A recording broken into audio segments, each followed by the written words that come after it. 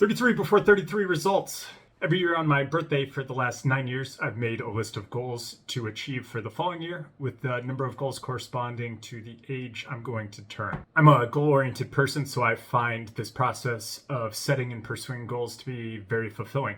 Probably why I've continued doing this stupid thing for the last 9 years. This year I completed 10 full goals and a handful of partial goals. Let's jump into it with the goals I completed. Goal number 27 on my list was to get my private pilot's license. This is probably the coolest goal I've ever completed, and definitely one I would not have pursued without this list. 12 months ago I knew nothing about how to fly an airplane, and now I'm allowed to fly anywhere in the country. I keep track of my time pretty diligently, and all in, this goal probably took about 275 hours of time, of which only 80 was actually flying an airplane. There's a lot of time that goes into studying for the tests, preparing for the different flights, and then also, driving to and from the airport and doing all the pre and post-flight checks. This was a difficult goal to accomplish. I think learning to fly took me longer than it does like your typical person, but I'm really proud that I was able to accomplish this goal in 1 year.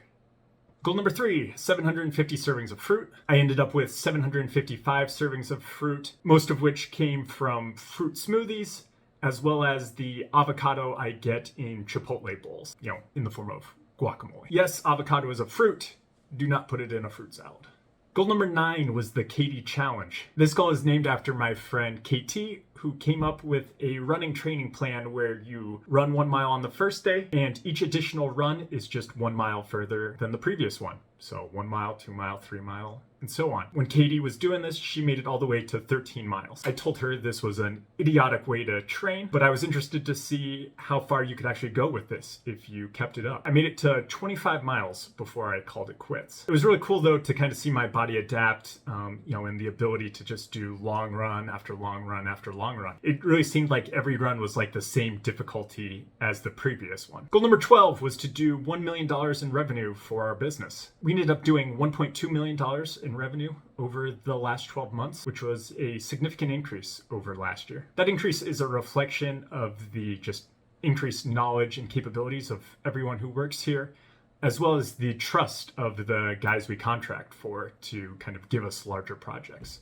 We've been in business a little over 7 years now, and I feel like breaking $1 million in revenue means we're like a real business now. Goal number 13 was to set up a simple IRA plan for our business. I said learning to fly an airplane was probably the most interesting goal I've ever accomplished, and setting up a simple IRA is probably the most boring goal I've ever accomplished. A simple IRA is basically like a 401k plan for small businesses. There's just not as many rules as you would have with a 401k, and it's just easier to set up and operate. Goal number 10 was 12 lethal engineering / lethal tribe videos. With this video you're watching, I'll be at 12 videos for the year, all on my Lethal Try YouTube channel. I find YouTube videos about other people's, goals and journeys and accomplishing different things to be extraordinarily helpful, and hope that, my videos can kind of add to that discussion. I'm really disappointed though that I created 0 videos for my much more popular Lethal Engineering channel. So that channel still did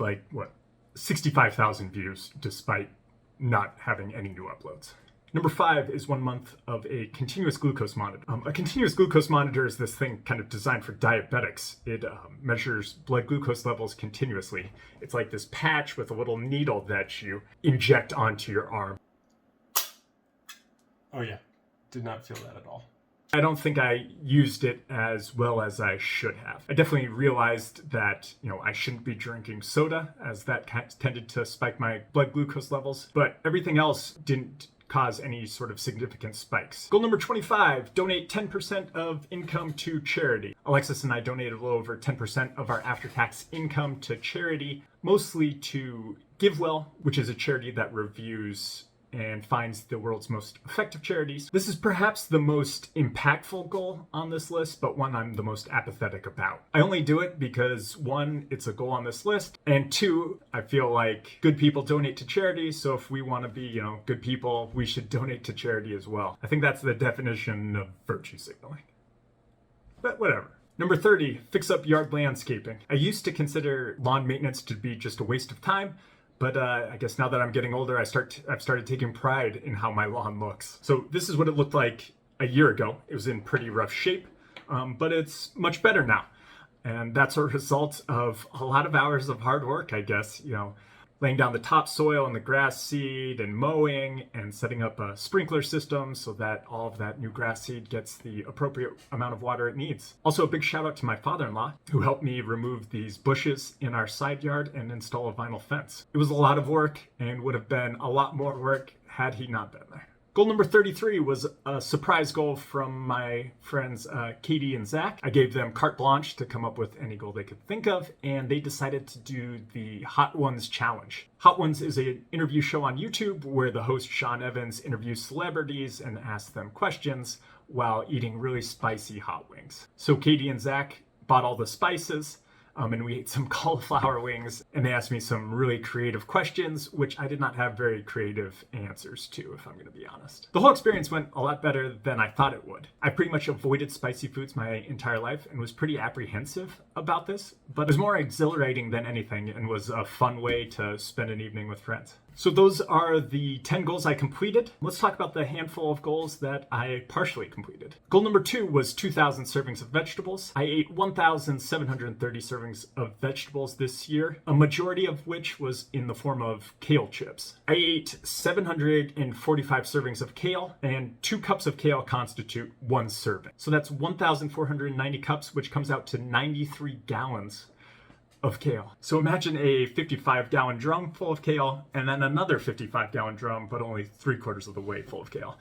And that's how much kale I ate over the last 365 days. It's an absurd amount when I think of it that way. Goal number 7, 750 hours of exercise. I only completed 274 hours of exercise, mostly running and my other category, which includes things like mowing the lawn. That said, I had pretty good results in the races I entered. I got 3rd place in that Frozen Otter Ultra Marathon, which I made a video about. And then I set a 7-minute PR in a half marathon that Alexis and I ran over Mother's Day weekend. I need to make a video about the race I just attempted, which was a 24-hour ultra marathon around an indoor track here in Milwaukee. I did not finish that race. I was trying to make it to 100 miles in 24 hours, but only made it to, about 70 miles. But yeah, I should make a video about that. Here's my exercise totals compared to previous years. I always include this in the blog posts. So yeah, it was a good year for running, but a truly abysmal year for swimming and cycling. Should definitely pick that up this next year. Goal number 11 was to build R2-D2. The only progress I made on this was to solder together the lights that go in the dome. Despite having a degree in electronics engineering, I soldered about 200 of these LEDs backwards. But it still works, for a reason I should be able to explain to you. Goal number 14 was 10 hours of productive time for 200 days. I managed 160 days. This ties into the next goal. Number 15, 200 days of no news, TV, social media, or Netflix, of which I managed 119 days. I've gotten in the habit of tracking my time every day, so I can tell you that I wasted 684 hours on either, news, YouTube, TV, social media. If you remember that 275 hours I mentioned previously of how long it took me to learn to fly, that means I could have accomplished 2.5 goals, of similar difficulty to that this year had I, better utilized my time. Goal number 16 was 48 weeks of a commitment contract. I managed 33 out of 48 weeks. The commitment contract is where I send my life coach, aka, my mother-in-law, a list of goals at the beginning of the week with financial penalties if I do not accomplish them. I was failing so frequently at accomplishing those goals that I just stopped sending her the list for over 4 months. But then I found this app called Beeminder, which allows me to track my goals on a daily basis and also has financial penalties if I fall behind pace. So you can see here, I'm currently tracking my fruits, vegetables, and exercise. And I found it extraordinarily useful to stay on track for the longer term goals that require daily progress. Goal number 29 was to volunteer 100 hours. I volunteered 88 hours, almost exclusively through Big Brothers Big Sisters. Some cool things we did this year. I took them flying once. We did that Hot Ones challenge that I had done with Zach and Katie. And then some usual things, going to the museum and stuff. I'm really proud of him. He got all A's this last semester. We've been matched up for like 5 or 6 years now. And it's really cool to see him, grow as a person. Goal number 23 was to win a 100,000 ticket prize at Dave & Buster's. So I've accumulated 75,000 tickets, but unfortunately the only 100,000 ticket prize is a Roomba, and I currently have 2 Roombas. So I've decided that once I finally get to 100,000 tickets, I think we're going to give them all to my little brother's little brother. He's about 7 years old, and he was pretty disappointed the last time we went when I wouldn't let him use the tickets for anything. You're saying next time Shard and I go to Dave & Buster's, you want to come and you want to get a big prize? Yes. All right, we'll see. I don't know, because those are kind of Shard and I's tickets, you know? Shard and I worked hard for those tickets. I don't have no cars. How am I supposed to get tickets? You need to get a job or something so you can get your own money and you can get your own tickets.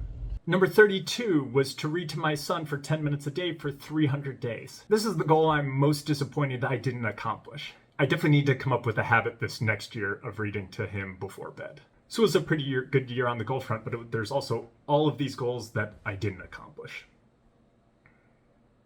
Let's talk about the rest of my family. The huge, Christmas card-worthy news for Alexis was that she matched for a fellowship in pediatric surgery at the University of Iowa. She's worked really hard the last 6 years to match into one of these pediatric surgery fellowships. It's extremely competitive to get into one, and I couldn't be happier that we're going to Iowa City. We won't be moving this year. We'll be moving a year from now. And then we should talk about my son, Rourke. We celebrated his first birthday a year ago with a Baywatch theme, his favorite show.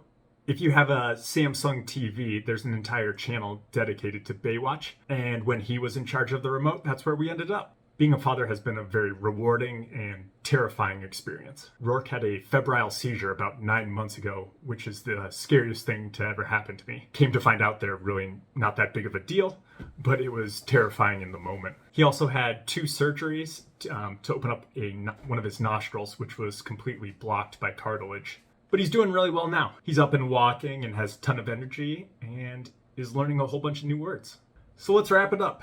I said last year was an abysmal year on the goal front, but I felt like this year I got a hold of the time management required having a child. And I accomplished some really big goals. I mean, the $1 million in revenue is something we've been working on for the past couple of years. And getting my pilot's license was something I hadn't even, conceived of prior to this year. I think the big takeaway from this year is just the importance of consistency when trying to accomplish my goals. That may be obvious to you, but it's something I always seem to forget, that just, small steps every day correspond to really big progress over time. So that's the 33 before 33 results. You can expect the 34 before 34 list next week. Let me know if you got any goal suggestions or ideas. I'm always open. Have a good one.